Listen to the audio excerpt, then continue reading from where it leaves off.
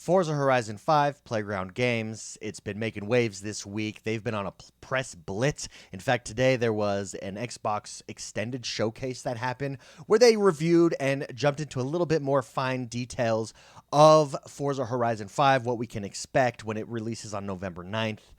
But they also have done some interviews. And one interview in particular from Eurogamer that I'd really like to focus on, they dive into multiplayer.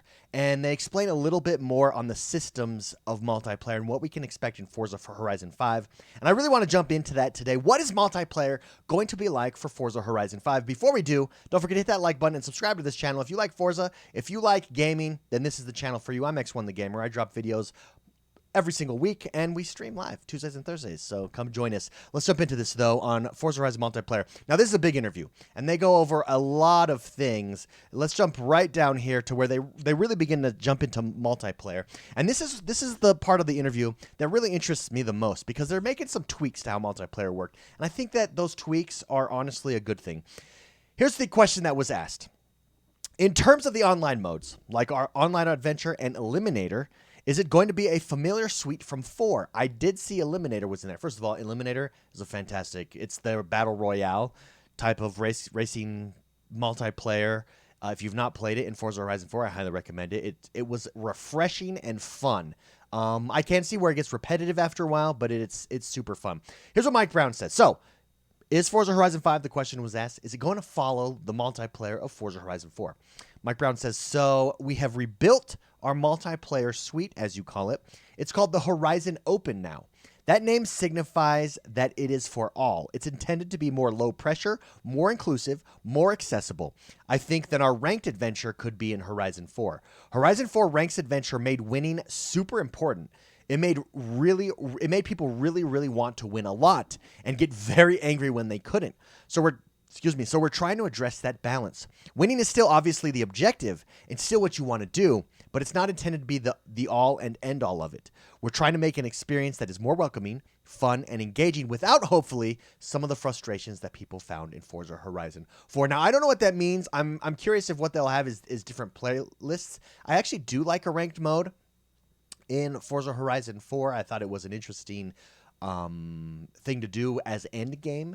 It brought a little bit of the competitiveness of motorsport over to Horizon, so I didn't mind that. I think they're going to have a ranked type of mode in some way, but I think what they're going to do is maybe have a wider breadth of playlists and then maybe have leaderboards for different things that you accomplish during a race. You know, how many people did you pass up and stuff. I'm not sure, though.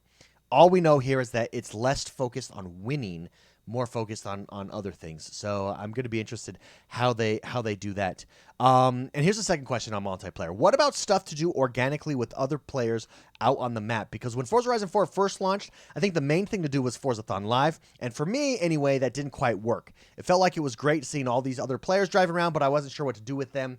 I agree. I actually think that has been one of the biggest, not failures, but biggest frustrations of Forza Horizon games dating back for a while. You do see all these cars everywhere, but beyond seeing them, it's kind of like, well, what do I do? What's the point of these other cars? And until you really dive in and jump into going into multiplayer, doing some game modes and jumping out, there's not really a huge point in there. Forza Horizonathon, I didn't like necessarily. I liked it like the first 3 times I did it in Forza Horizon 4. And then it was like this notification that was just obnoxious. And, hey, Forzathon is starting in 1 minute. Hurry and join us. And it was like, leave me alone. Leave me alone. And I like Mike Brown's answer here. Here's what he says about Forzathon. It's a good call out. Forzathon Live has been retired and replaced with our Horizon Arcade. Whereas Forzathon Live gave you one game mode on the hour, every hour, which was cool. It had a negative in that once you completed it, it just kind of ended. You were left to your own devices and everybody just kind of drove off, which always just felt a little bit sad. Horizon Arcade means that these public events on the map are going on all the time. Really low friction. You can drive into the area to take part. There's no loading screens, no menus or anything. Rather than the one game mode we had in Forzathon Live, there's now 12 different game modes. As well, they're all intended to be little fun mini games, and they're all collaborative as well. So none of them are a case of like, well, we're going to find out who's the best driver. It's all things you can work together as a group to overcome the objective.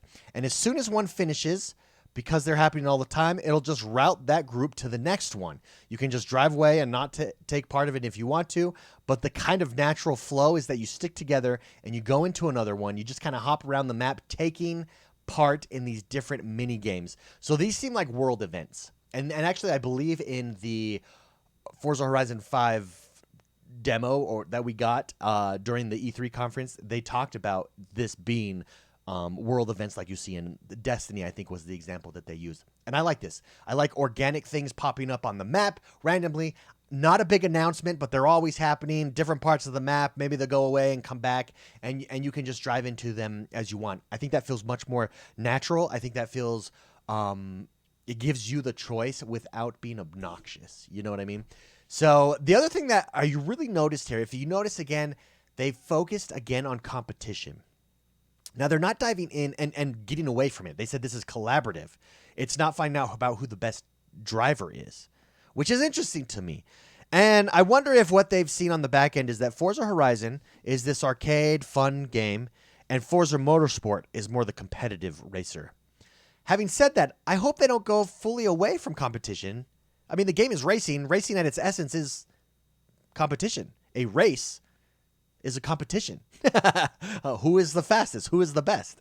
So you can't get away from it fully. So it's going to be interesting to see what their focus on cooperative game modes are like, how it affects the arcade mode, and how it affects multiplayer, because you can't fully... Again, racing is, by its very nature, a competition.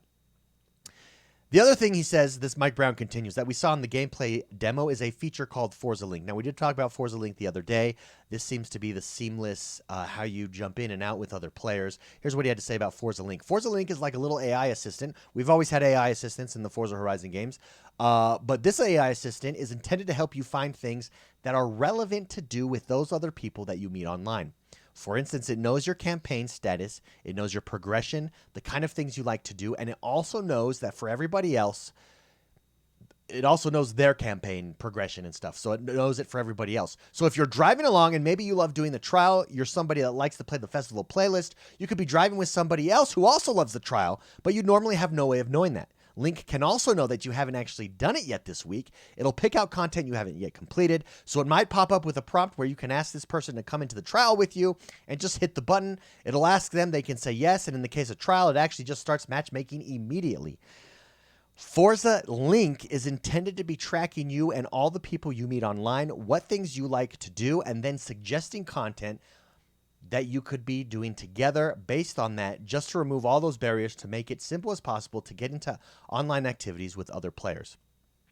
Super, super interesting. So Forza Link, not an emphasis on not as much of an emphasis on competition and online adventure and world events that are happening. This is what to expect in Forza Horizon 5, and I'm very excited for it. I'm a little bit curious to see once again what they mean when they say we don't want the focus to be as much on competition, and what that does. I think how I translate it from what they're saying is Horizon is this open world. It's a celebration of cars and racing, right? Forzathon. That's what Forzathon is. That's what the Forzathon festival is. It seems like maybe they're taking that logos, that ethos, and putting it into the rest of the game and putting it into their game modes.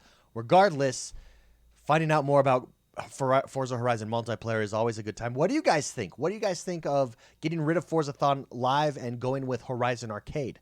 What do you think of getting rid of Adventure and calling it the Horizon Open? Let me know in the comments below. Do you think this is going to be a step forward or a step backward in multiplayer? Again, let me know in the comments below. Don't forget to hit that like button, subscribe to this channel, and we'll see you guys next time. Bye-bye.